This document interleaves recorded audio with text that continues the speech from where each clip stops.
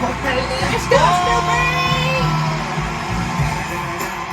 It's the one and only BODR. Snoop Dogg!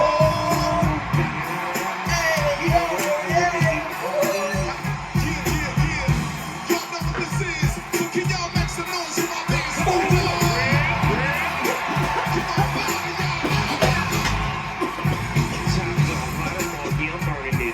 DPGC, go ahead and turn it on up. VPT, LBC, yeah, we hooking back up.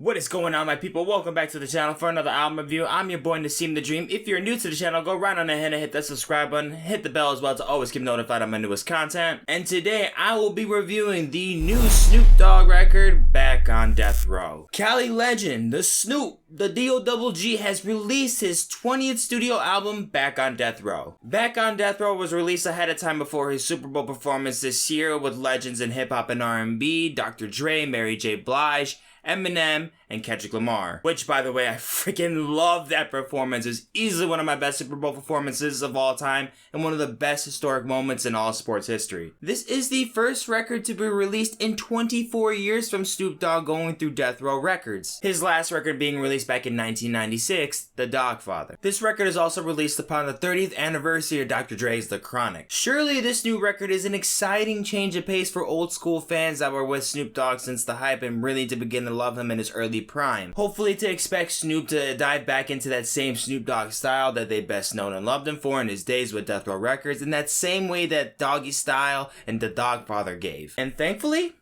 we get a lot of that on this record. All of the flows and personas of gangster rap, baller rap, and West Coast rap with some vintage finishes to most of the tracks, giving them that nostalgic feeling, are totally on here. More various topics getting into getting money, living lavish, motivational words, and crippin'. And there's even some humorous moments like with the track Get This Tick that features Lil Duval in October London. Lil Duval can crack me up on any track, to be honest. However, there are some tracks on this list that I didn't really think that added to the recipe for its benefits of this album. The track Pop Pop features The Baby that I just feel like sounds flat and tacky. I really thought that beat could have been way better too. Catch a Vibe is ironically a track that is lacking the vibe part where it just features some stale beat selection and poor choruses from feature Hey Dion. But I will say I did really like that crypto to Crip bar on the track. Now we talking stocks and bonds, NFTs and cryptos, the money profit cracking so to go to the bank, a crypto. And I will mention the Emo Trap feature. Yes, his name is Emo Trap. Just sounds like a knockoff Tory Lanez,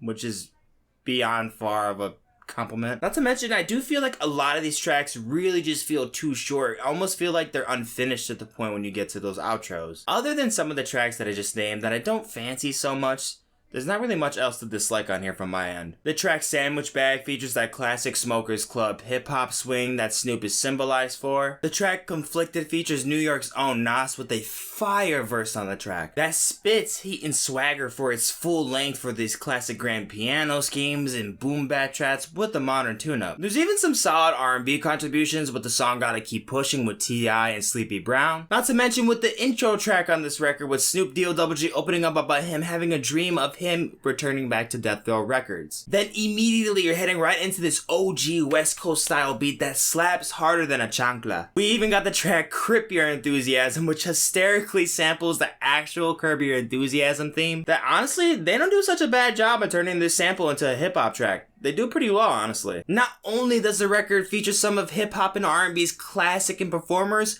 but also its producers. Like with Hit Boy guest producing on the track House I Build that just throws the shit way back into the era of 90s hip-hop. But bruh, how about with that Nate Dogg verse on the song Outside the Box? Bruh, sometimes I wish I didn't have to look at track lists before I went into an album play, cause man, if I didn't know about this, I would have been geek. But I think my favorite song definitely comes from the track It's In The Air, with features Uncle Murda and Jane Hancock. With an outstanding verse from Uncle Murda, it really shines on the track and really just matches with that East Coast style rap beat. Hey, if only there was one more person on this track. The Butcher coming. Of course, you gotta have Rap Cheech and Chong on the record. Come on, it wouldn't be a Snoop Dogg record if you didn't have Rap Cheech and Chong on the album. And of course, I'm talking about Wiz Khalifa on the track We Don't Gotta Say Sorry No More. Even though I wasn't wild from the track, it's still a must. With even the closer with begging Snoopy Snoop not to exit the building, and we even get that conclusive, iconic "come to death row." After roughly an hour of this homecoming record of Snoop returning back to death row, what it aimed to achieve in revisiting its roots,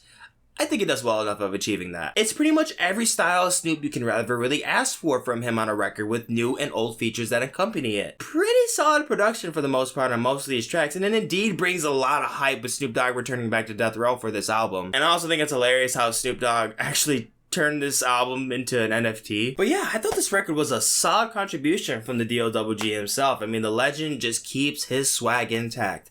I'm gonna give Snoop Dogg's Back on Death Row a 73%. Guys, as always, thank you so much for watching the video. If you enjoyed, go ahead and like, share, and comment down below. And if you're not already, subscribe to the channel. Down in the description, you'll see my separate tracklist ratings for the album, more videos, and also the links to my social media accounts so you can keep up with me on the daily. And I'm gonna catch you in the next one. Dose!